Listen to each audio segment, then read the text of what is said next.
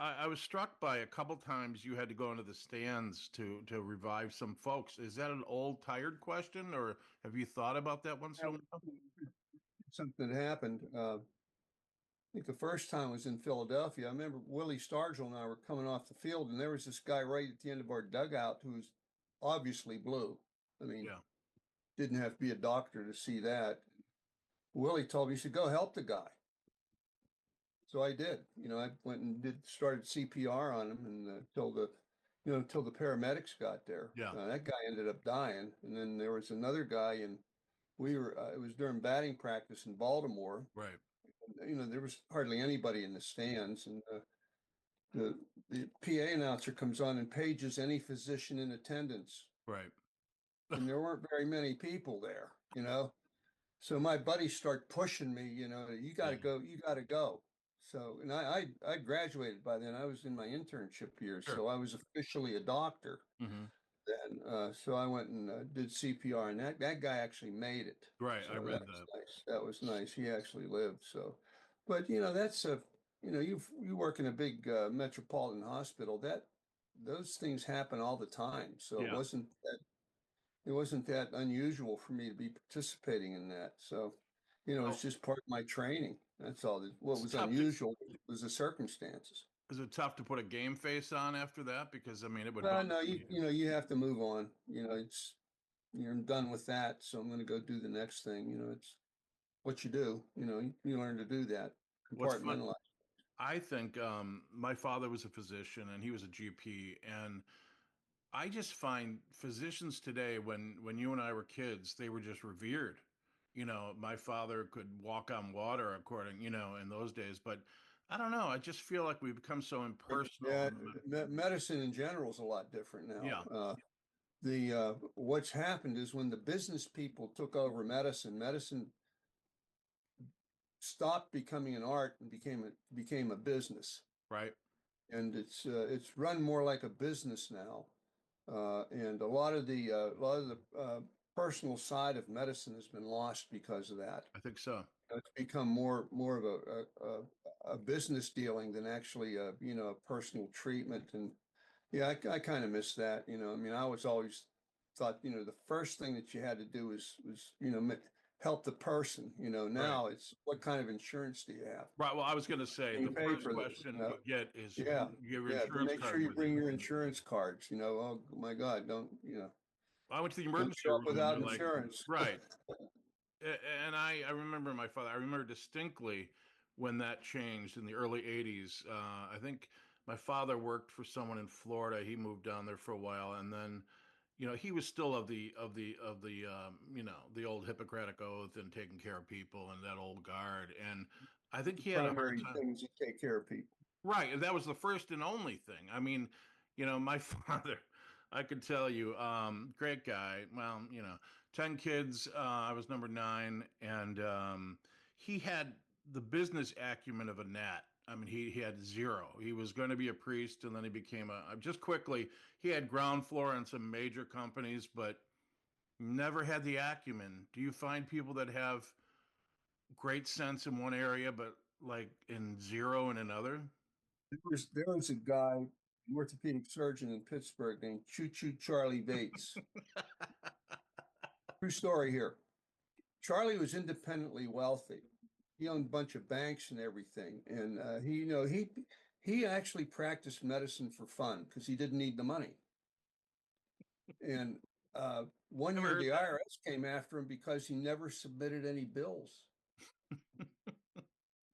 It just kind of something Well, I guess he forgot about it, and didn't submit a bill to Medicare or anybody. And the IRS thought he was scamming them, but sure.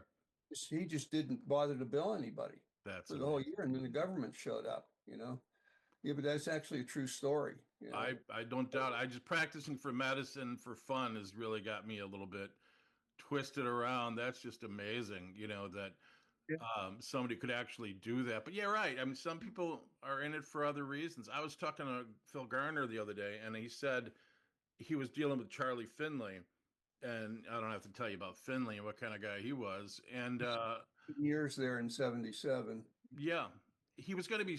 It was spring training, and they wanted to sign him, but Phil needed a minuscule amount more.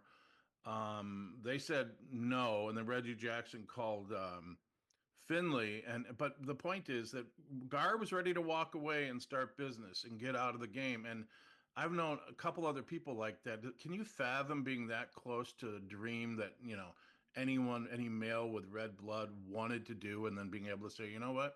A guy named Ron Shelton, who I literally just got an email from. He wrote and directed the film Bull Durham. Did you see that film? Hmm. He was 4 or 5 years in the Orioles system in the '70s, and he was behind Gritch and Robinson and all those guys. He just said, "That's it." And he went to graduate school. I think there comes a time. There was a kid named Chris Coast who spent 14 years in the Philly system before he got into the bigs. I don't know. Can you understand? How Well, long did you? well, What was that's your? dedication. You got to really love the game to do that. I mean, it's got to be your life. How long did you You spend in the minors, if any? I'm sorry that I don't know that, but how long were you down? And what was used your to do call? was when medical school was done for my first 2 years, I went full time.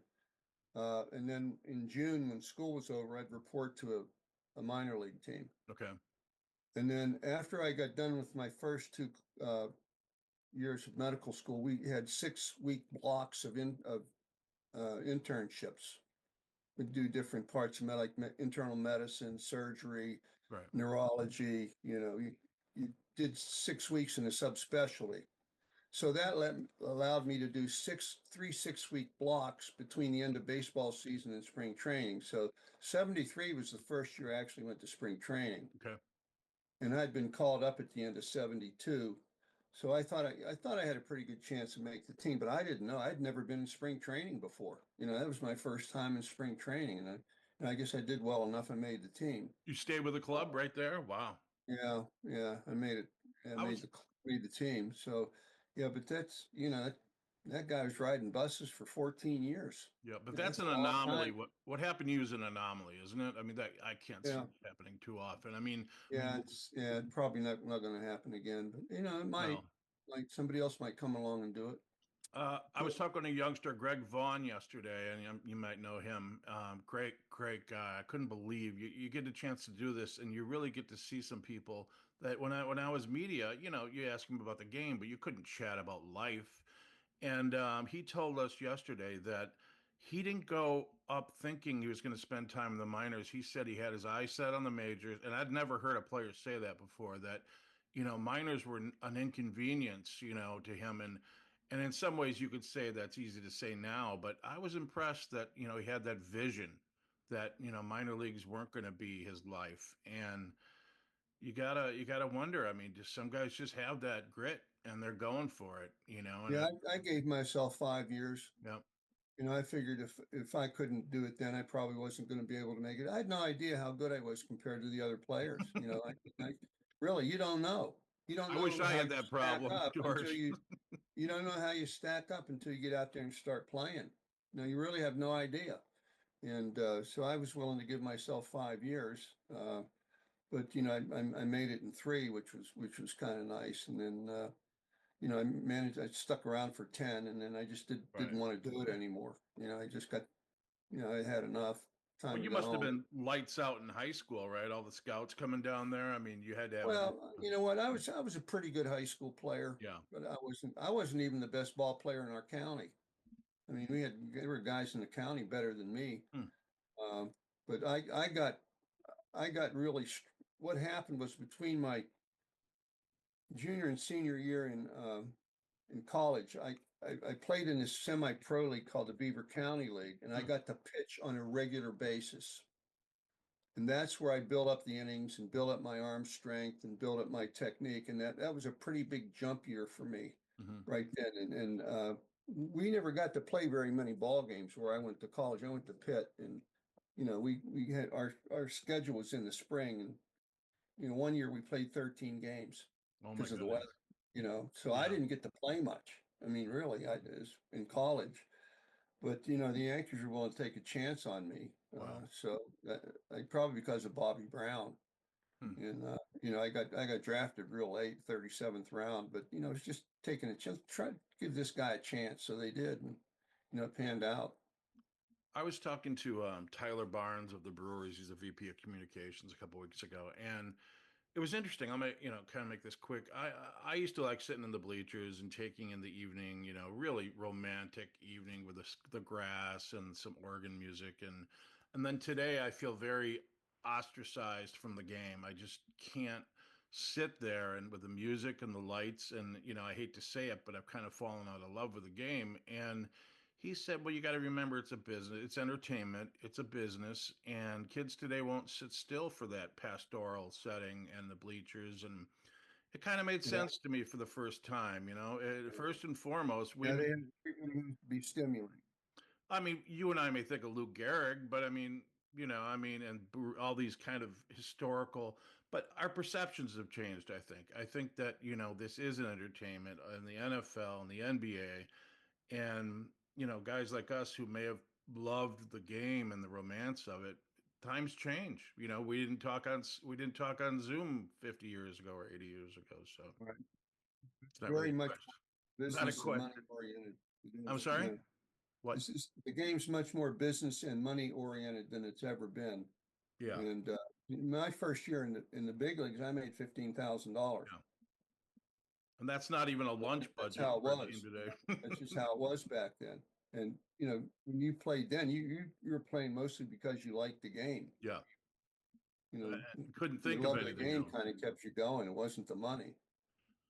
I don't want to get into a salary thing, but the astronomical sums, we know it's a different world. But in terms of pitching today, if you took the mound today, how different would it have been from when you took the mound when you pitched? I don't know if I could pitch under those conditions. When they gave us the ball back then, we expected ourselves to go 9 innings. Hmm. If it took 130, 150 pitches, didn't matter. Didn't matter. We went out and we thought that we should finish the whole game. That was at least our attitude. Yeah. Every fourth or fifth day when they handed us the ball, wanted to finish the game. That was my objective, was to do that.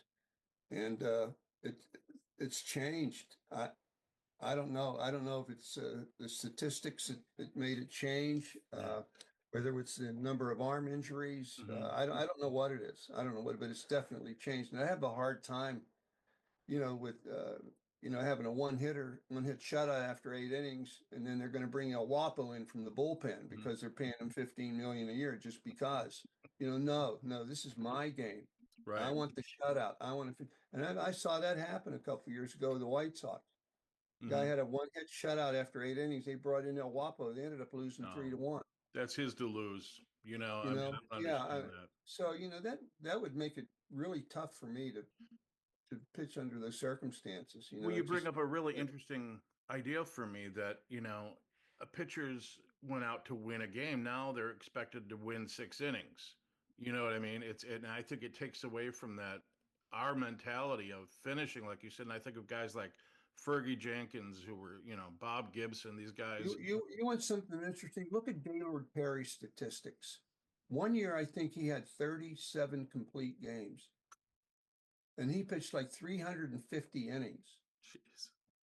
You know, I mean that's two or three guys now. That's why they have to carry 13 pitchers. We Right. carried 10.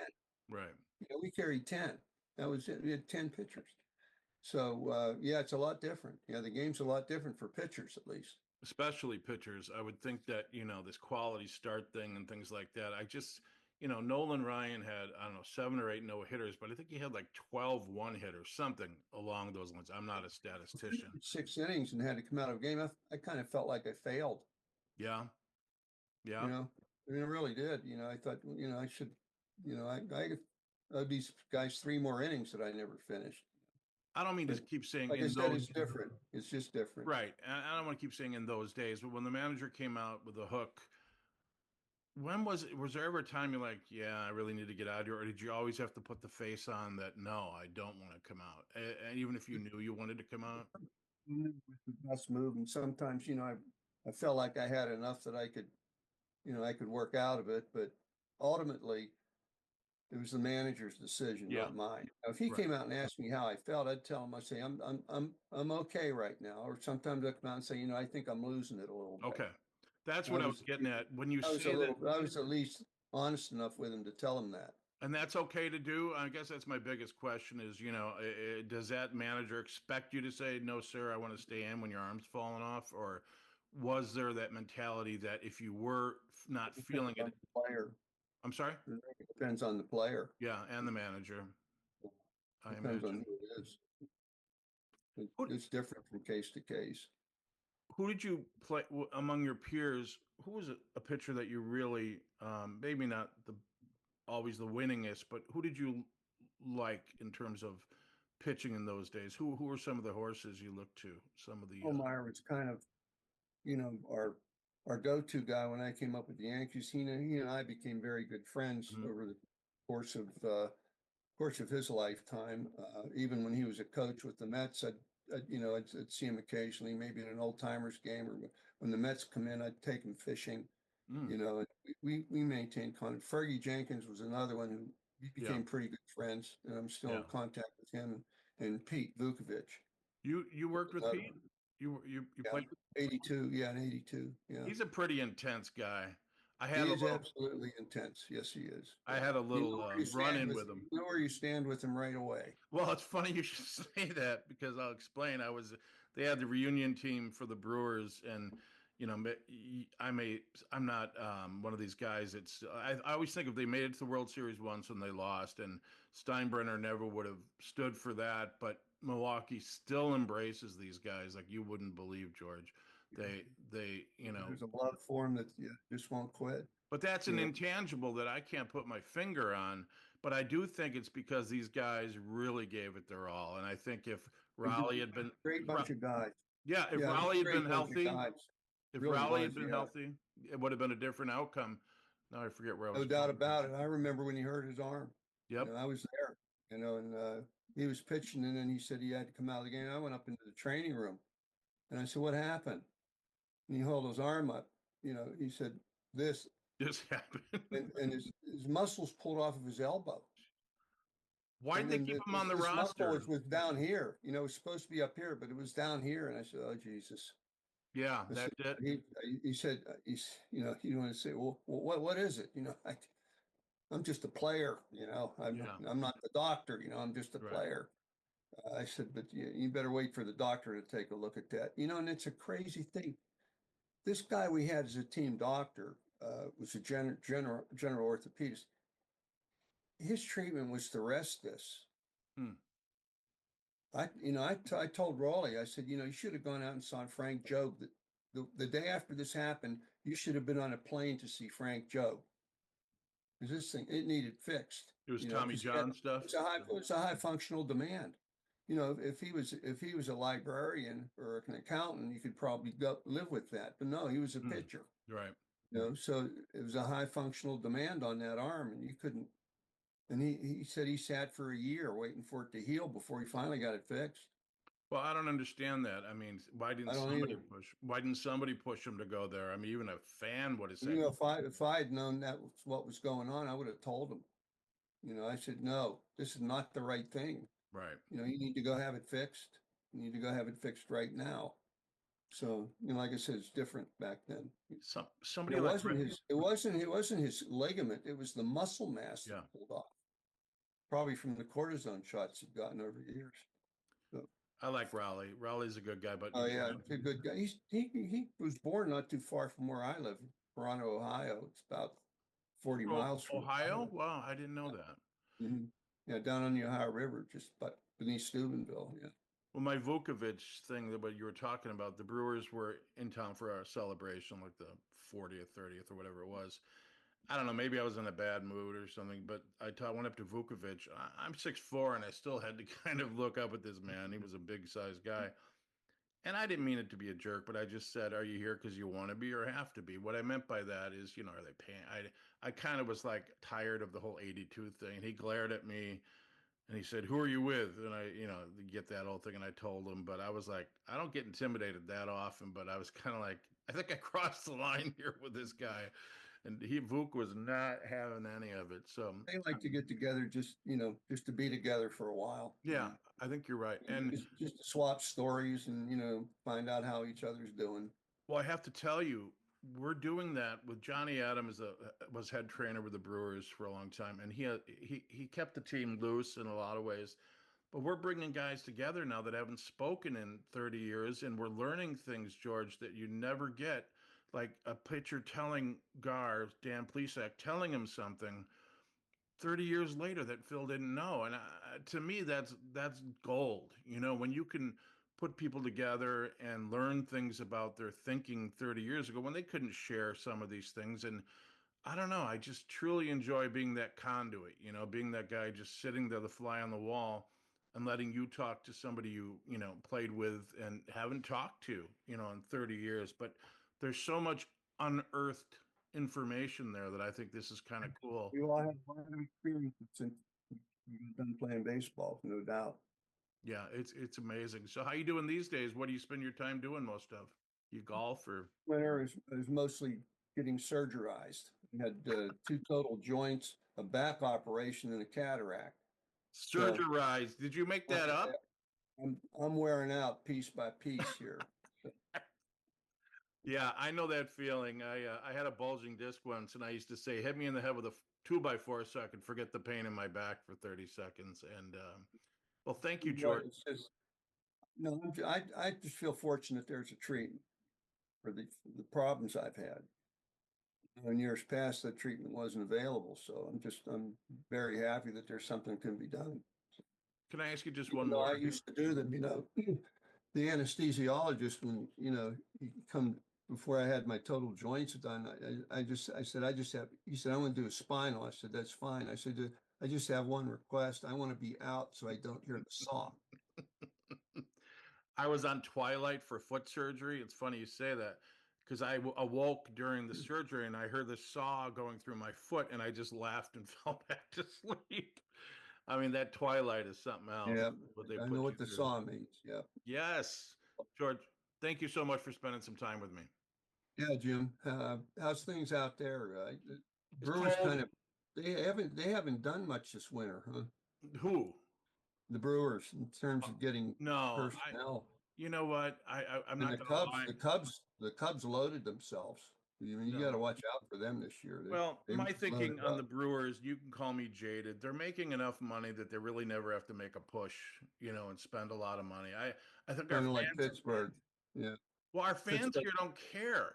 I mean, I don't think they really care because if this were New York or Chicago, you'd be down to 20 fans in the stands. But the people here are very odd, George. They love their team, and as long as whoever you What have they on the do. field is Yep. playing hard, Pitts, the people in Milwaukee are a lot like the people in Pittsburgh. hmm Very similar situations. hmm The problem with Pittsburgh is the owner's putting the money in his pocket and not reinvesting it in the team. I mean, that's his option. He's the owner. sure, He can, but and the people still show up, and yeah, until the people stop going to the games, I yeah, think that's exactly, probably going to continue. Like we exactly. have this.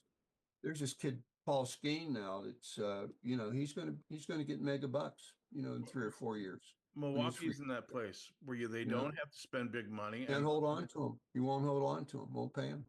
yeah, I mean, it's kind of like Charlie Finley and Ray Kroc, who are both kind of old, kind of old curmudgeons and stingy. But I just Milwaukee's a unique like Pittsburgh. I didn't know Pittsburgh was like that, but as long as the guys on the field are playing hard, There's a beautiful stadium. It's probably one of the most beautiful ballparks in the big leagues, and that's why people come yeah, because it's such a nice place.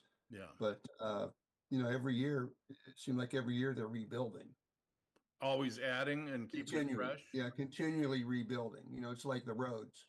Continually being redone.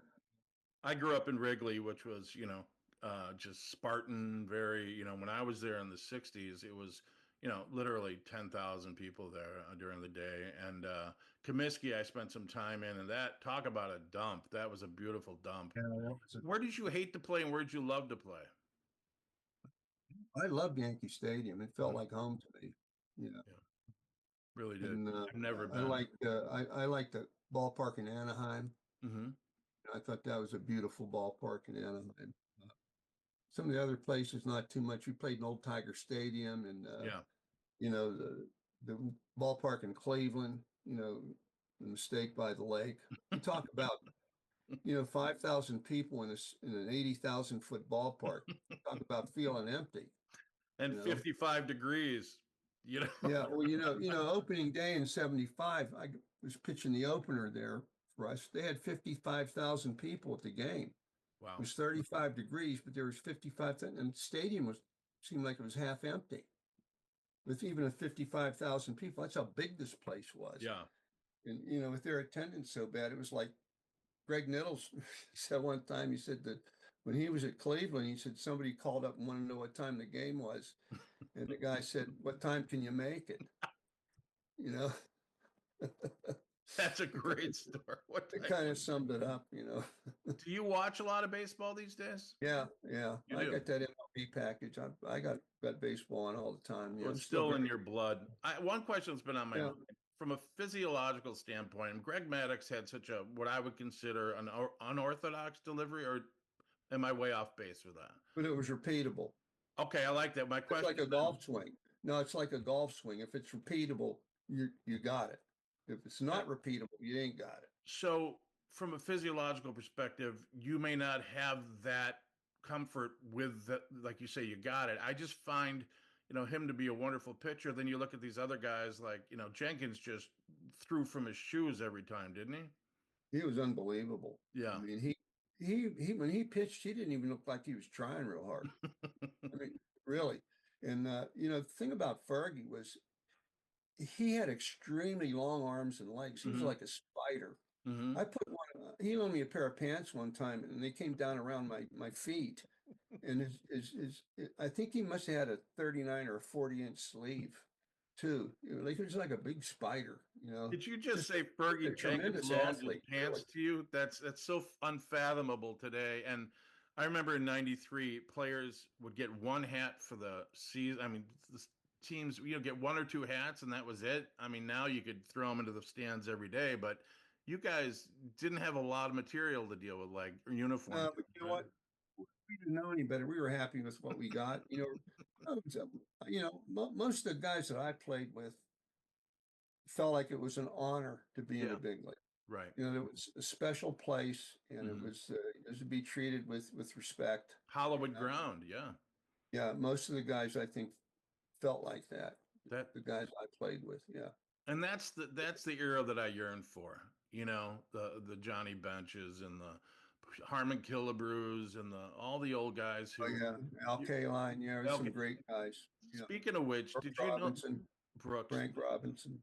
Did you know that story about in Detroit? Did Al Kaline swallow his tongue, or remember that story when someone in center field, and I think it was Kaline, and then the other fielder came over. I wish I knew his name. I used to know it, and he basically saved him. I'm hoping I'm Ricky Stanley. I think so.